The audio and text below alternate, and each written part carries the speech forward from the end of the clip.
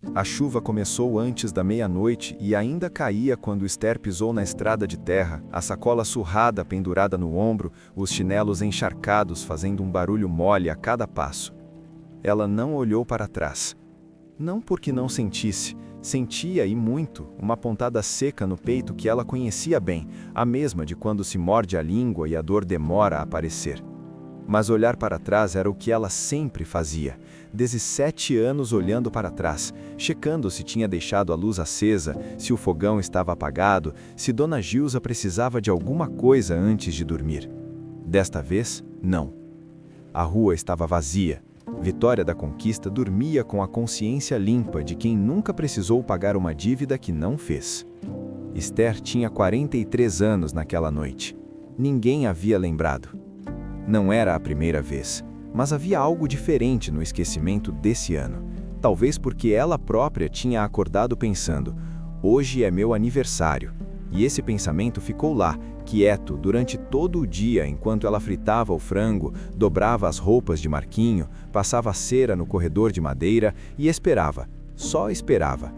Às 8 da noite, Dona Gilza entrou na cozinha para pegar um copo d'água e disse, sem olhar: "Você não lavou o banheiro de cima direito, tem mancha no rejunte." Esther ficou parada com o pano de prato na mão. Tem mancha no rejunte. Não foi isso que a quebrou, foi o silêncio depois. O silêncio dela própria, o silêncio de sempre, o silêncio que ela tinha aprendido a habitar como quem habita um quarto sem janela. Ela assentiu, foi até o banheiro, esfregou o rejunte com a escovinha e quando terminou olhou para o próprio rosto no espelho por um tempo longo demais. Aquela mulher no espelho tinha olhos escuros e fundos, o cabelo preso com um elástico gasto, as mãos rachadas perto dos nós dos dedos. Parecia mais velha do que 43 anos. Parecia também completamente desconhecida. "Quem é você?" A pergunta apareceu sem aviso e Esther ficou sem resposta. Foi então que ela voltou para o quartinho nos fundos, não o quarto de Dona Clarinda, o quarto dela, o quarto que cheirava a mofo e tinha uma janelinha com tela rasgada, e abriu a gaveta debaixo da cama. Tirou a sacola, colocou dentro a blusa azul que era a única coisa que tinha comprado para si nos últimos 2 anos. Colocou a fotografia desbotada de uma mulher que ela nunca soube nomear. Colocou o terço de madeira que achara na calçada numa tarde de quarta-feira, havia 10 anos, e que tinha guardado como quem guarda um sinal, e fechou a sacola. Sentou na cama por um momento. A casa dormia. Lá dentro, Dona Gilza roncava levemente com a televisão ligada. Marquinho, 22 anos, dormia com o celular na mão. A filha mais nova, Patrícia, estava na casa do namorado. Ninguém saberia que Esther tinha ido embora até de manhã, quando o café não estivesse pronto e o silêncio da cozinha soasse diferente. Ela saiu pela porta dos fundos sem fazer barulho. A estrada de terra que corta o Cerrado Baiano é uma coisa viva de noite. A chuva fina deixava um cheiro de terra molhada e mandacaru que Esther não conseguia nomear como bom nem como ruim. Era simplesmente o cheiro do mundo, daquele mundo específico com suas carrancas e suas ternuras escondidas.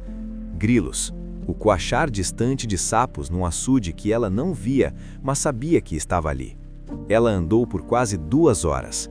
Não tinha destino. Sabia que havia uma cidade a 40 quilômetros, mas também sabia que 40 quilômetros a pé numa estrada de chão sem ônibus era uma conta que não fechava.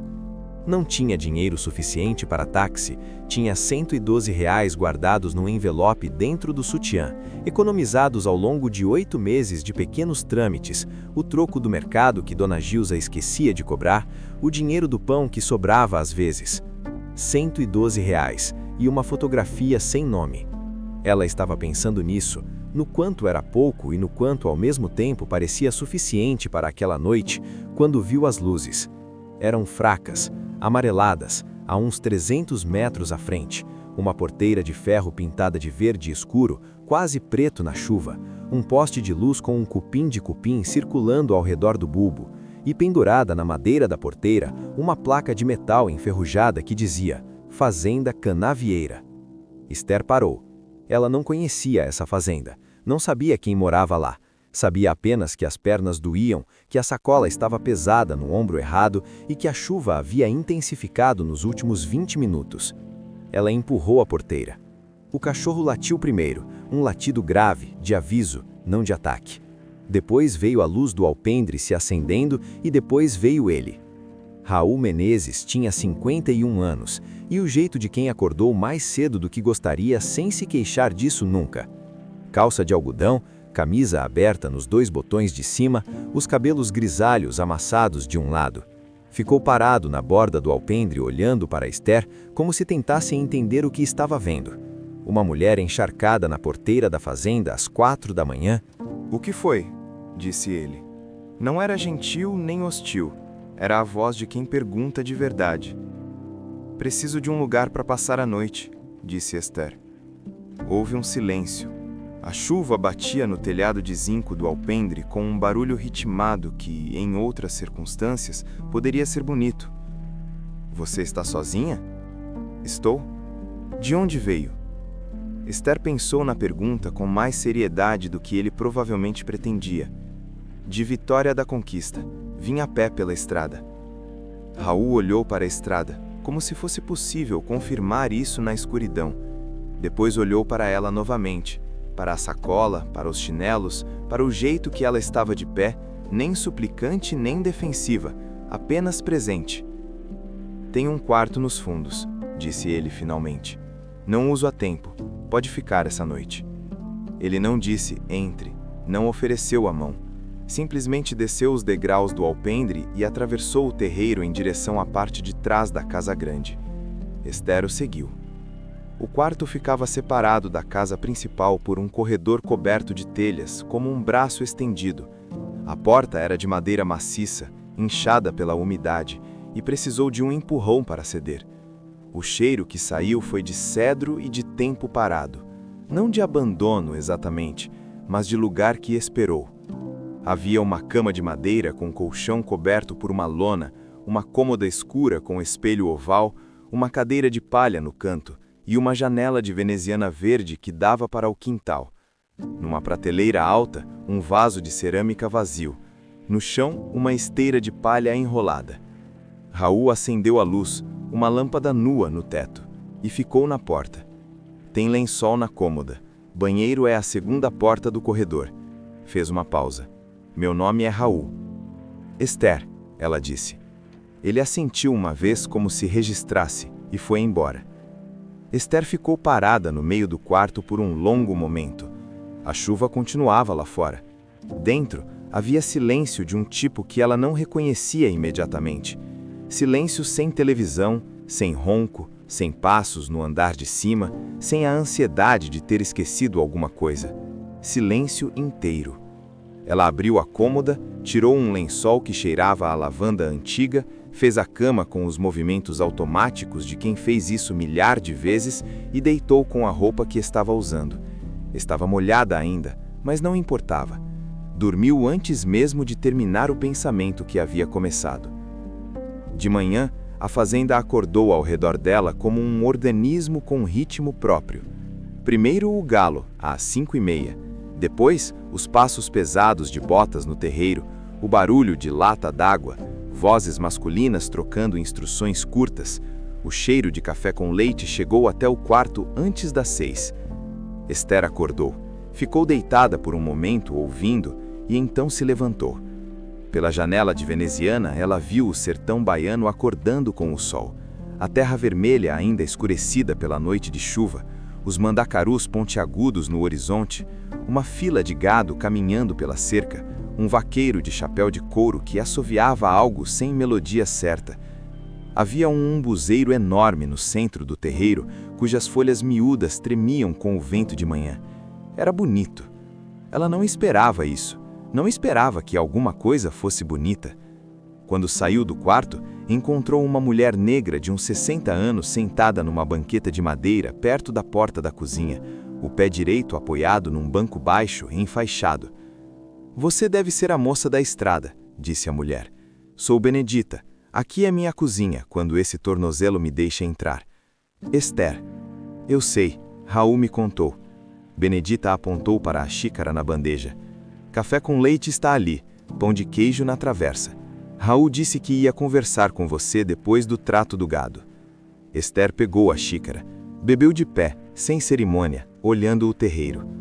Tonho apareceu cruzando o terreiro com passos largos, homem de uns 50 anos, seco como madeira de caatinga, o chapéu empurrado para trás.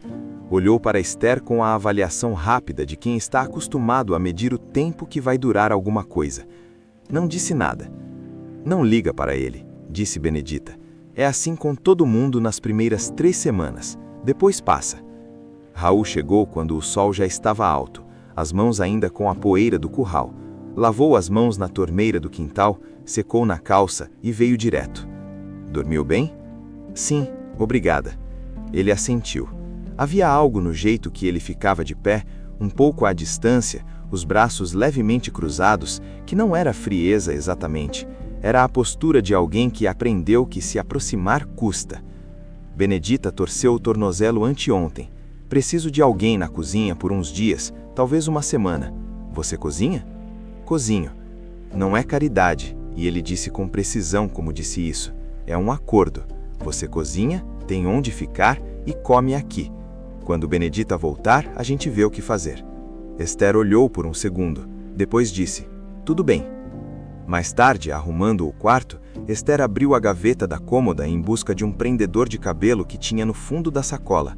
A gaveta estava quase vazia. Apenas um botão de camisa, uma vela nunca acesa e uma caixinha de costura de madeira escura, pequena, com uma trava de latão. Esther atirou e virou nas mãos. Na tampa, gravadas a fogo com letras miúdas e regulares, 2 iniciais, E-C. Ela ficou olhando para as letras por um tempo. E-C. Esther Caldas. Ou talvez não fosse isso. Ela não abriu a caixinha ainda. Guardou-a no fundo da sacola, junto com a fotografia e o terço de madeira, e foi para a cozinha começar o almoço. Nos 3 dias seguintes, Esther aprendeu a fazenda pelo cheiro. Café com rapadura às 5h30, Raul, invariavelmente, antes de qualquer um. Couro e esterco de cavalo às 7, quando os vaqueiros passavam com o gado. Alho no azeite ao meio-dia, a cozinha esquentando junto com o sol. Suor e terra ao entardecer, quando Tonho passava pela varanda sem entrar. Benedita ficava na banqueta e comandava sem levantar. Mais sal, moça, esse feijão tá sem graça. O arroz de Raul tem que ficar soltinho, ele não come empapado. Deixa a farinha de mandioca numa tigela separada que aqui a gente coloca do lado. Esther ouvia e fazia sem reclamar, e Benedita foi apertando o espaço entre elas com a naturalidade de quem nunca precisou pedir licença para gostar de alguém. Você nunca pergunta nada, Benedita disse na tarde do 3º dia. Sobre o quê? Sobre a fazenda, sobre Raul, sobre por que esse quarto estava fechado.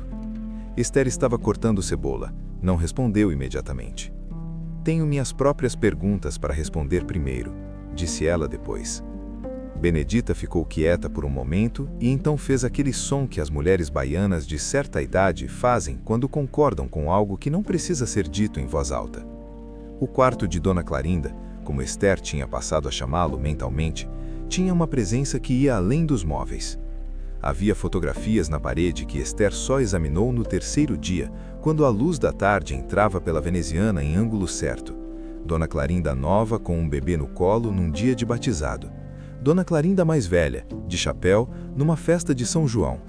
Dona Clarinda e Raul, ele com uns 10 anos, os dois na frente de um roçado de milho. Em todas as fotos, a mulher tinha os olhos diretos, a postura de quem não se envergonhava de nada.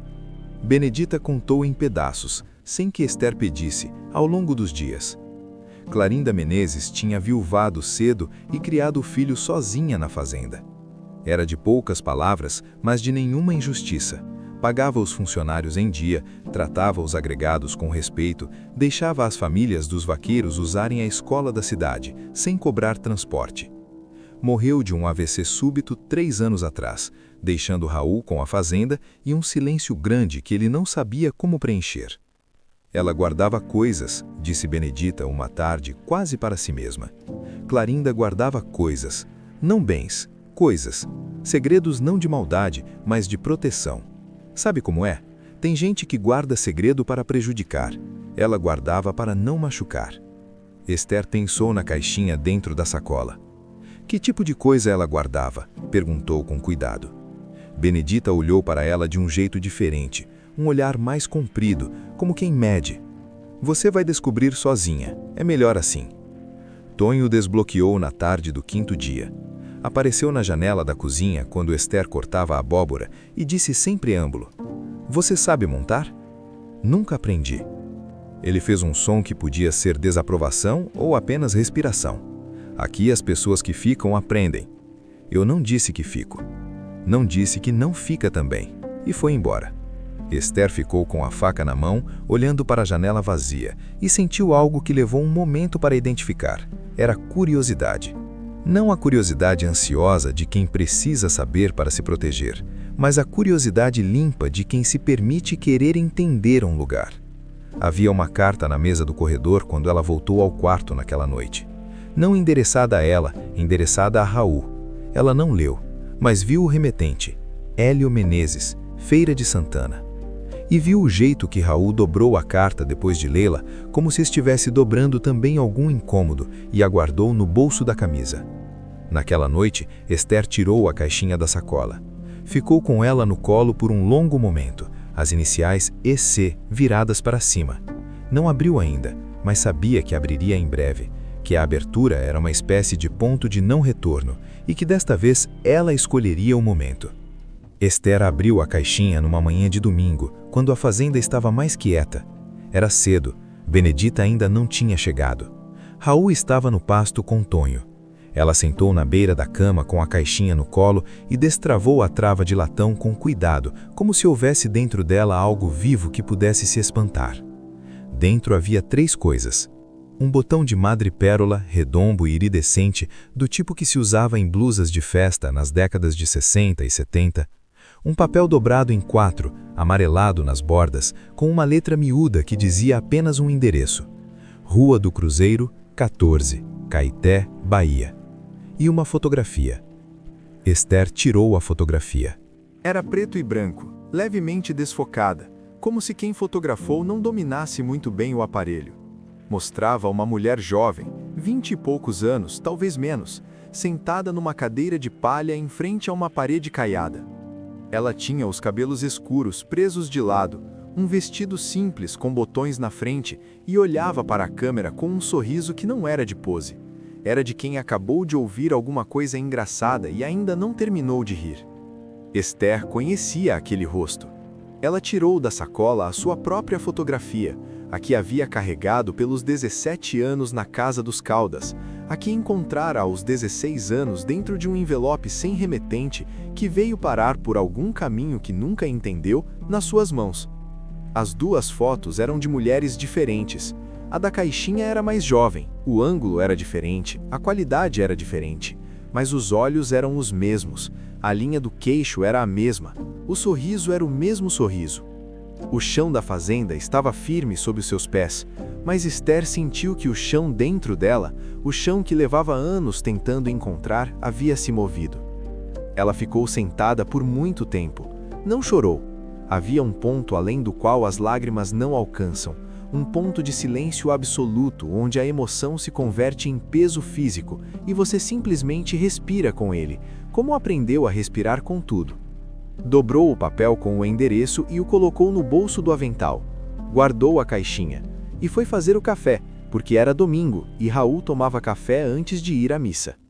Hélio Menezes chegou às 4 da tarde num carro branco que levantou poeira no terreiro. Era um homem de 46 anos, mais baixo que Raul, com o tipo de simpatia imediata que Esther reconheceu como ferramenta. O sorriso largo que aparecia antes das palavras, o aperto de mão firme demais, os olhos que já estavam avaliando enquanto a boca ainda estava cumprimentando. "E você deve ser a moça que está ajudando Benedita?", disse ele, com um tom que não era de pergunta. "Esther, estou ajudando na cozinha enquanto ela se recupera." "Ótimo, ótimo." O sorriso não foi a lugar nenhum. "Raul sempre foi de abrir a mão para quem precisa. É um coração enorme, meu primo." Havia algo no modo como ele disse "meu primo", uma afirmação de posse que não era sobre afeto. Raul chegou do pasto ainda com as botas sujas e abraçou Hélio do jeito que se abraça alguém que se gosta e de quem não se confia ao mesmo tempo, com o corpo, mas sem os ombros. Esther foi para a cozinha preparar o jantar, mas ficou com a porta entreaberta. A situação tá complicada, Raul. Os custos subiram, o preço do boi não acompanhou, você sozinho não consegue manter esse tamanho de fazenda sem ajuda. A voz de Hélio chegava pelo corredor, amortecida, mas clara. Estou mantendo, disse Raul, que é diferente. Pausa. Vender metade do pasto norte para o grupo Jacarandá seria inteligente, não seria vender a fazenda, seria capitalizar o que você já tem. Essa conversa você já trouxe no Natal. E continua válida. Esther mexia o molho sem fazer barulho. Depois da janta, quando ela estava tirando os pratos da mesa, Hélio olhou para ela com aquele olhar de antes, o olhar que reconhecia alguma coisa e escolhia não dizer. Desta vez durou 1 segundo a mais. Você é daqui? Perguntou ele. De Vitória da Conquista. Família de lá? Família espalhada, disse ela, e foi para a cozinha. Era verdade, simplesmente não era a verdade inteira. Na manhã seguinte, Hélio encontrou Esther varrendo o corredor. Ele havia dormido no quarto de hóspedes e vinha com o café na mão, a camisa impecável para as 8 da manhã. Parou perto dela com um jeito que vai dizer alguma coisa casual e está calculando o impacto. Sabe, Esther, José apareceu numa hora interessante. Ela continuou varrendo. Todo mundo aparece numa hora. Não assim. Raul estava, como vou dizer, desabitado. Faz anos que essa fazenda não tem uma mulher no meio. Fez uma pausa. Quero dizer isso de um jeito gentil. Raul é um homem de coração simples. É fácil fazer ele se apegar. Esther parou de varrer. Virou para ele devagar. Está me dizendo alguma coisa ou está me perguntando alguma coisa? Hélio sorriu. Só observando. Então pode continuar o café, disse ela e voltou a varrer. Ele ficou parado por 1 segundo. Um segundo que Esther sentiu nas costas, e depois foi embora. Raul viu a cena da janela do escritório. Não ouviu o que foi dito, mas viu o jeito que Hélio ficou parado e o jeito que Esther virou de costas. Raul conhecia Hélio de criança, sabia o que aquela postura de Hélio significava. Ao almoço, Raul ficou mais quieto que o normal, e o silêncio tinha uma textura diferente, não o silêncio contemplativo de sempre, mas o silêncio de alguém que está processando uma dúvida que não gosta de ter. Esther notou. Serviu o feijão sem comentário. Benedita também notou, e olhou de um para o outro com aqueles olhos de mulher que viu muita coisa e sabe distinguir confusão de má fé. À tarde, Tonho bateu na porta do escritório e disse para Raul em voz baixa, mas audível no corredor. O Hélio andou fazendo perguntas sobre a moça para os vaqueiros. Raul não respondeu. Naquela noite, Esther estava lavando a louça quando Raul entrou na cozinha. Ficou encostado na ombreira da porta. Ela continuou lavando. Hélio disse alguma coisa para você? Disse. O quê? Esther enxugou uma travessa devagar. Disse que você é de coração simples e que é fácil fazer você se apegar. Colocou a travessa no escorredor. Eu entendi como um aviso. E você? Eu não vim para me aproveitar de ninguém. Pegou outro prato. Se quiser que eu vá embora, pode falar diretamente. Houve um silêncio. Não é isso, disse Raul. Então tá bom. Ele ficou mais um momento na ombreira, como se tivesse mais alguma coisa a dizer, mas ainda não soubesse a forma, e depois foi embora. Esther terminou a louça. Na sua cabeça estava o papel dobrado com o endereço de Caetité. Estava o rosto da fotografia. Estava a pergunta que ela carregava desde os 16 anos, como se carregasse uma pedra no fundo do estômago. Quem era essa mulher e o que ela tinha a ver com mim? E agora uma pergunta nova, assustadora pela sua simplicidade. Por que a caixinha dela estava aqui? Naquela noite, o telefone de Esther, um aparelho velho, pré-pago que ela carregava no bolso do avental, recebeu uma mensagem de um número que ela havia bloqueado meses atrás. Alguém havia desbloqueado porque a mensagem chegou mesmo assim. Esther, preciso conversar com você. Pode responder? Gilza. Ela ficou olhando para a mensagem por um tempo. Depois desligou a tela e colocou o celular de face para baixo na cômoda. Não respondeu, mas dormiu menos naquela noite. Raul acordou às 4h30 com o costume de quem nunca precisou de despertador. Fez o café no escuro da cozinha, do jeito que fazia faz décadas. 3 colheres cheias, a água antes de ferver, o coador de pano que Benedita lavava toda sexta-feira.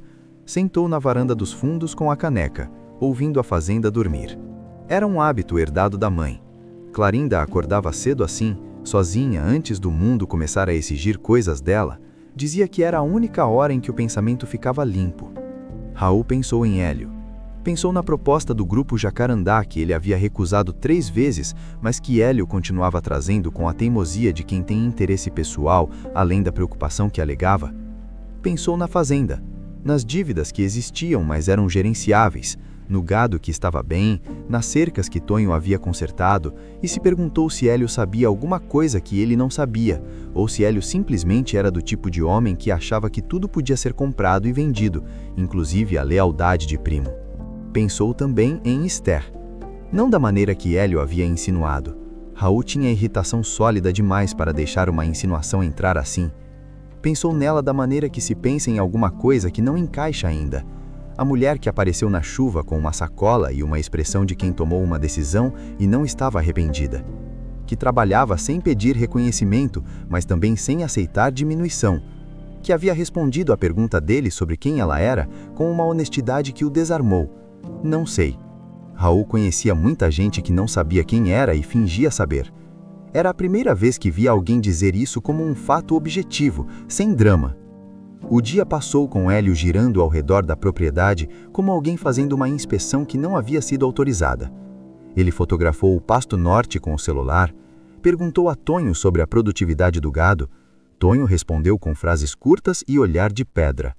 Ao final da tarde, Hélio encontrou Esther sozinha na horta colhendo coentro para o jantar. Desta vez ele não fez rodeio. Você sabe que esse quarto onde está dormindo era da Clarinda? Sei. E sabe o que Clarinda guardava lá dentro?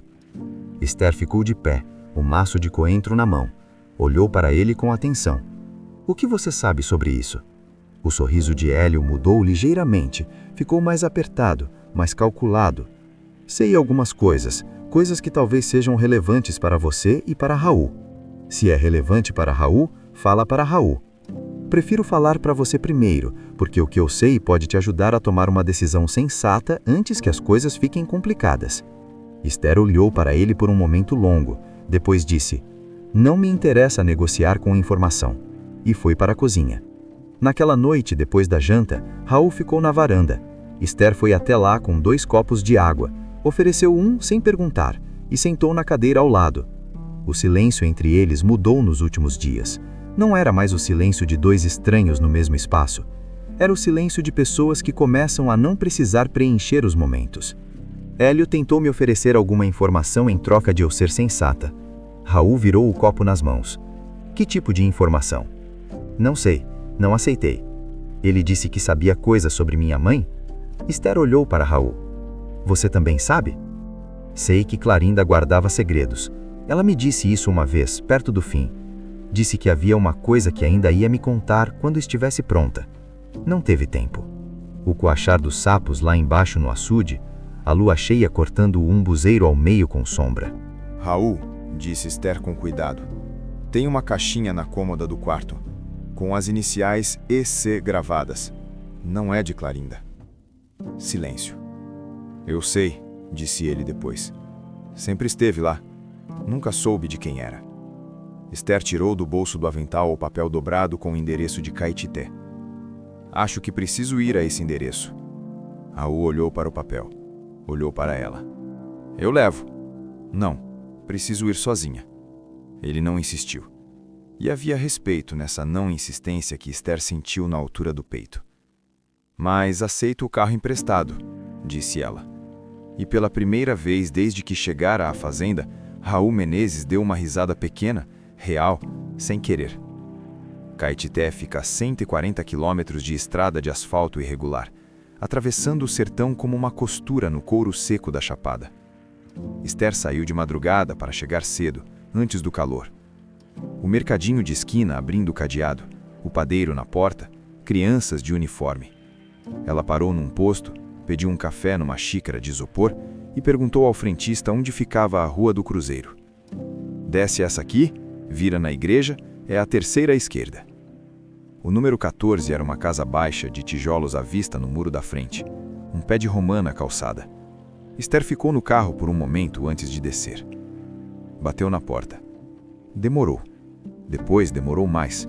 Ela estava prestes a ir embora quando ouviu passos lentos, o arrastar de pantufas. A porta abriu para uma mulher de 82 anos, miúda como o passarinho do sertão. Cabelos brancos penteados para o lado, um avental sobre a roupa. Olhos claros, cor de água de rio em dia de sol. "Bom dia", disse Esther. "Estou procurando por alguém que possa ter conhecido uma mulher chamada Eulália Cândido." A mulher ficou completamente imóvel. Depois abriu a porta mais. "Entra", disse ela. "Meu nome é Mundinha." A sala tinha um sofá forrado de plástico transparente, um aparador com fotografias de família, um crucifixo na parede e um ventilador de teto que girava devagar. Mundinha serviu água de umbuzada sem perguntar se Esther queria. "Conheceu Eulália?", disse Esther, depois de um momento. Mundinha assentiu com a cabeça. Ficou olhando para a mesa por um tempo, como quem organiza as palavras com cuidado. "Eulália era a prima de criação da minha falecida mãe. Crescemos juntas aqui em Caetité, até ela ter uns 18 anos, quando foi trabalhar como bordadeira. Pegava serviço em fazendas da região. Ficava uns meses, depois ia para outra." Fez uma pausa. Tinha talento de verdade. Bordava toalha de mesa, lençol de enxoval, roupa de batizado. As mãos dela eram precisas. "Ela trabalhou na fazenda Canavieira?" Mundinha olhou para Esther com atenção. A primeira vez que olhou de verdade desde que ela entrou. "Por que você pergunta especificamente da Canavieira?" "Porque encontrei uma caixinha de costura lá, com as iniciais EC." Silêncio longo. Eulália ficou na Canavieira quase 2 anos. Era Clarinda que cuidava das encomendas, mas tratava ela bem. Deixava ela usar o quarto dos fundos, que era quente e tinha uma janela boa para a luz.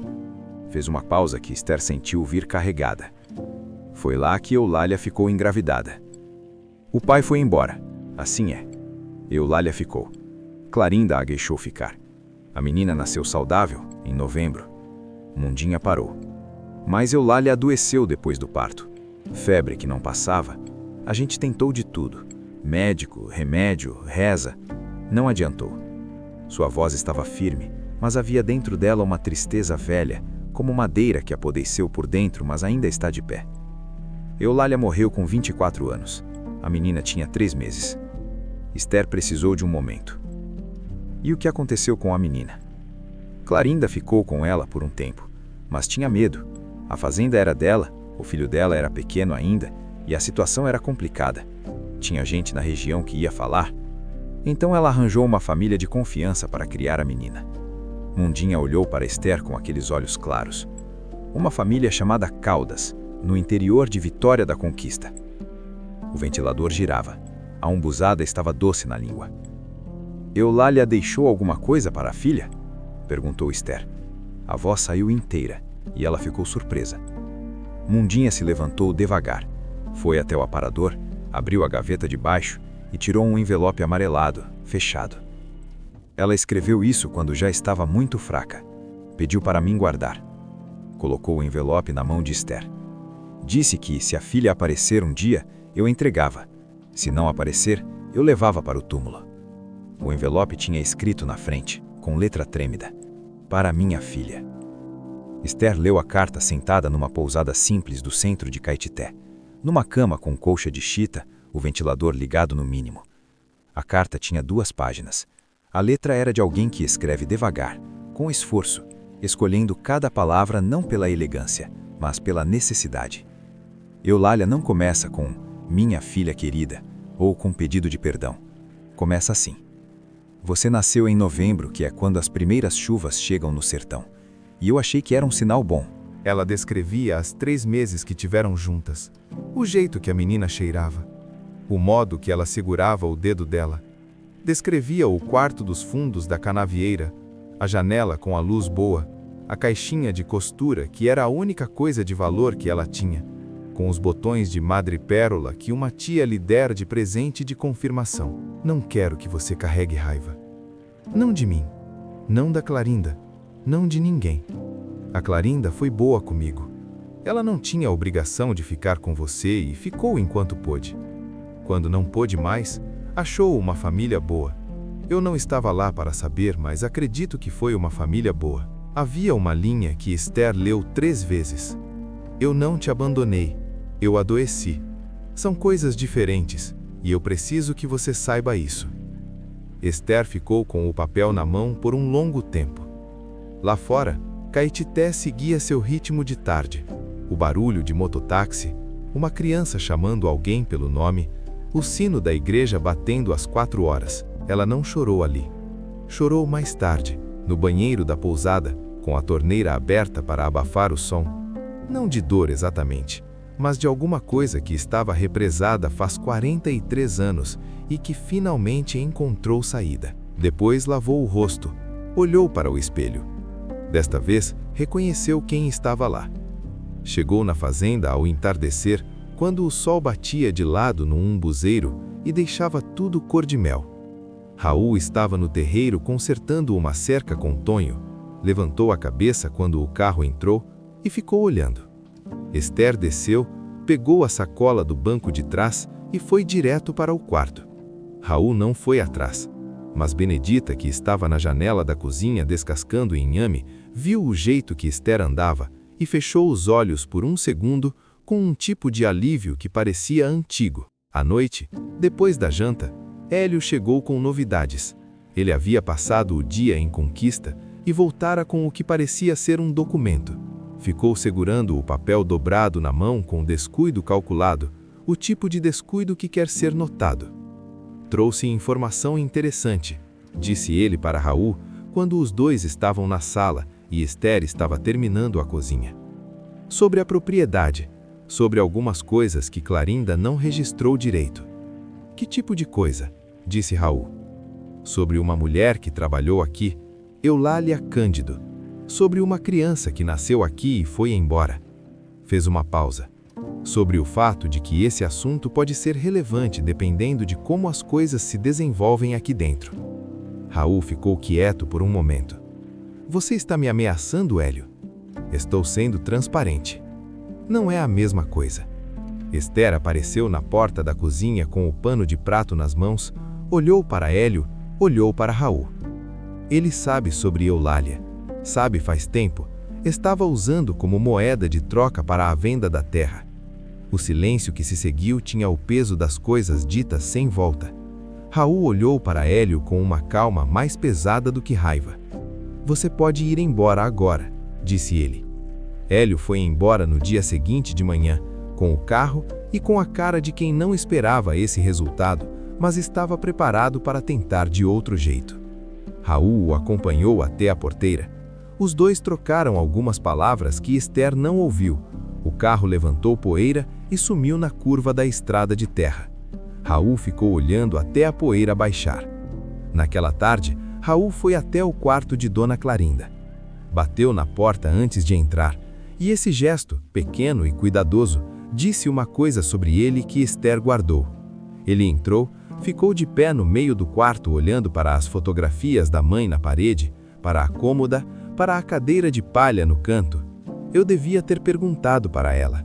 Ela me disse que tinha uma coisa para contar, e eu disse, conta quando quiser, mãe. Não precisa ser hoje. Parou. Ela morreu 3 dias depois. Você não sabia, disse Esther. Não, mas podia ter perguntado. Ficaram em silêncio. E sua mãe cuidou bem de Eulália, disse Esther depois. A Mundinha disse isso. E ela guardou a caixinha por décadas.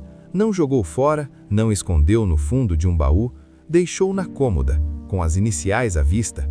Fez uma pausa. Acho que ela esperava que alguém aparecesse um dia. Raul a olhou. Você acha que ela sabia que seria você? Não sei, mas guardou como se soubesse. Dona Gilza chegou numa tarde de quinta-feira. Benedita veio avisar Esther com essa descrição de quem viveu o suficiente para saber quando uma tempestade se aproxima. Tem uma senhora na porteira que diz que precisa falar com você. Esther tirou o avental, dobrou, colocou na cadeira de palha. Gilza Caldas tinha 68 anos e a aparência de mulher que sempre se arrumou bem para sair, mesmo quando não havia motivo especial. Estava de roupa boa demais para o calor do sertão, o cabelo feito. Ficou de pé perto do carro, não no terreiro, como se estabelecer território fosse importante. Esther, disse ela. O tom era de quem esperava que o nome sozinho fosse suficiente para criar obrigação. Gilza, você simplesmente foi embora sem dizer nada. Sim, você quer entender o motivo. Esther ficou olhando para ela por um momento. Havia muitas coisas que podia dizer. Os 17 anos sem salário, sem folga, sem um aniversário lembrado, sem a palavra obrigada. Mas percebeu que não queria dizer nenhuma delas. Não porque não fossem verdade, mas porque dizê-las não mudava nada, e Esther havia chegado num ponto em que não precisava mais que a outra pessoa entendesse. Precisava apenas que a outra pessoa soubesse que ela havia ido embora e que não voltava. Fui embora porque era a hora, disse ela. Não precisa de mais explicação do que isso. Você tem obrigações? Não tenho. Nunca assinei nada. Nunca recebi salário. Não tenho obrigação nenhuma. Pausa. Você sabe disso, Gilza. Sempre soube. Silêncio. Tonho estava em algum lugar atrás, fingindo consertar uma dobradiça. Benedita estava na janela da cozinha. Raul não estava visível, mas Esther sabia que ele estava por perto. Havia aprendido a reconhecer o silêncio específico da presença dele. Gilza olhou ao redor, para a fazenda, para o tamanho da terra, para a casa grande, com aquele olhar de quem está calculando e percebendo que a conta não fecha a favor dela. Você está bem? Perguntou ela finalmente. A pergunta saiu diferente das outras, menor, mais real. Estou, disse Esther. Gilza assentou uma vez. Entrou no carro. Foi embora sem olhar para trás. Esther ficou parada no terreiro por um momento depois que o carro sumiu. Tonho apareceu do nada ao seu lado. Resolveu bem, disse ele, com aquela economia de palavras que Esther tinha aprendido a apreciar como forma de carinho. Benedita gritou da janela. Vem tomar café antes que esfrie. Naquela noite, Raul sentou na varanda dos fundos e Esther sentou ao lado sem que nenhum dos dois planejasse. A noite de outubro no sertão baiano tem aquele cheiro específico de terra que bebeu chuva e ainda está soltando vapor, uma coisa viva, como pão saindo do forno. As estrelas nessa parte do país não piscam com timidez, ficam firmes no céu como se tivessem plantadas. Raul disse, você vai continuar aqui? Esther não respondeu imediatamente. Benedita já está boa do tornozelo, não é por isso que pergunto. Eu sei. Silêncio. Ainda não sei o que sou nesse lugar, disse ela finalmente. Sei quem sou agora, isso mudou. Mas o que sou aqui, nessa fazenda, com você, ainda estou aprendendo a forma. Raul ficou olhando para o umbuzeiro. Tudo bem com isso, disse ele. Não tenho pressa. Era a coisa certa a dizer. E o jeito que ele disse, sem encenação, sem gesto dramático, apenas como um fato, chegou a Esther da maneira que chegam as coisas que ficam. No sábado seguinte, Esther limpou o quarto de Dona Clarinda.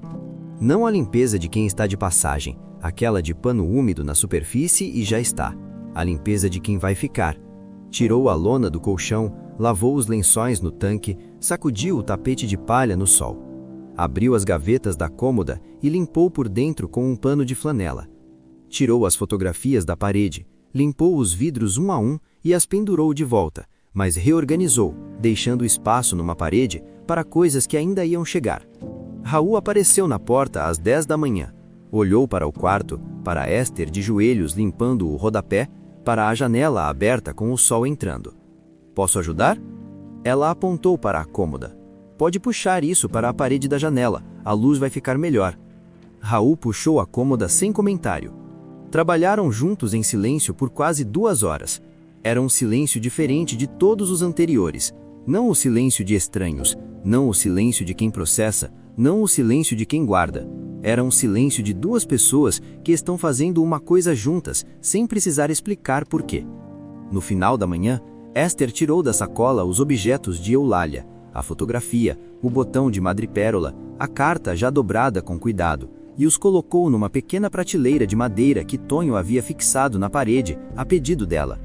Ao lado, colocou a fotografia desbotada que havia carregado durante anos, as 2 mulheres, agora juntas. Depois, pegou um papel do bolso. Havia escrito nele, com a própria letra, um nome. Esther Eulália Cândido. Não era documento, não era certidão. Era apenas um papel com o nome que ela havia escolhido. Dobrou e colocou dentro da caixinha de costura, que ficou sobre a prateleira, a trava de latão brilhando levemente com o sol da janela. Raul estava na porta, encostado como sempre, os braços levemente cruzados. Olhava para a prateleira. Eulália, disse ele, é um nome bonito. Era um nome da minha mãe. Ele assentiu. Depois, então, é um nome seu. Benedita fez almoço de domingo como só ela sabia. Galinha ao molho pardo, farofa de dendê, arroz branco, pirão, salada de tomate com coentro. Tonho apareceu sem ser convidado, como sempre fazia aos domingos, porque havia aprendido a cheirar quando a cozinha estava boa. Os 2 vaqueiros mais velhos, Geraldo e o Bill, vieram também, a pedido de Benedita, que disse que a casa estava esquecendo como era ter barulho de gente. A mesa ficou pequena, e foi preciso pegar a cadeira extra do corredor. Esther ficou sentada entre Benedita e Raul, e havia nessa posição uma geometria simples e enorme. Ela estava no meio, não de favor, não por concessão. Estava porque era o lugar que havia aparecido para ela, e ela havia escolhido ocupar. À tarde, quando a casa ficou quieta e o calor pesado do meio do dia começava a ceder, Esther foi até a soleira do quarto. Sentou ali, a porta aberta para o corredor, a janela aberta para o quintal. Podia ouvir o umbuzeiro do terreiro, podia ver um pedaço do sertão pelo quintal. A terra vermelha, o mandacaru firme no horizonte, uma nuvem alta e branca que passava devagar como quem não tem pressa de chegar. 43 anos. 17 deles gastos num lugar onde ninguém a viu. Meses andando na chuva sem saber para onde. Dias aprendendo o cheiro de um lugar novo, a forma de um silêncio diferente. E agora isso. O sol batendo no sertão, um nome escolhido numa prateleira e a sensação, nova, estranha, sólida, de que quando os pés tocam essa terra, há alguma coisa que responde. Pertencer, descobriu Esther Eulália Cândido naquela tarde de outubro, não é uma concessão que alguém faz a você. É uma coisa que você reconhece. Se essa história tocou alguma parte de você, deixe um comentário contando qual momento ficou. São essas histórias que mostram que nunca é tarde para começar de novo. Se você conhece alguém que precisaria ouvir sobre a Esther hoje, compartilha com essa pessoa. Às vezes uma história chega na hora certa.